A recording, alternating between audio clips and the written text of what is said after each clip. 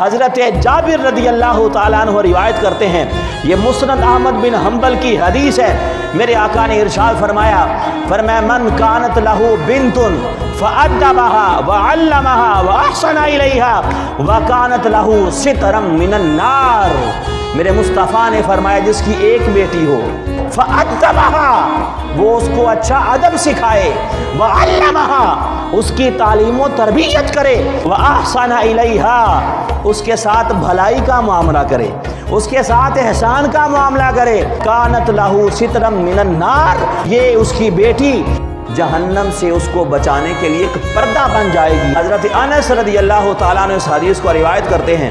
اور اسے امام مسلم نے بیان کیا، میرے آقا نے ارشاد فرمایا من عال جاریتین، فرمایا جس نے 2 بیٹیوں کی پرورش کی، حتی تبلغا، یہاں تک کہ وہ بالغ ہو گئی، جاء یوم القیامت انا وہو ہاکذا، فرمایا کل جب قیامت کا دن برپا ہوگا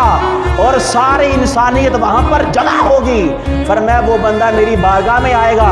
وہ شخص اور میں قیامت والے دن اس طرح ساتھ ہوں گے جیسے یہ 2 انگلیاں آپس کے اندر ملی ہوئی ہیں، اس طرح سے وہ بندہ میرے ساتھ کھڑا ہوگا۔ مصطفیٰ نے انگلیاں جوڑ دیں، فرمایا جیسے یہ انگلیاں جڑی ہوئی ہیں اسی طرح وہ بندہ کل قیامت کے دن میرے قریب ہوگا۔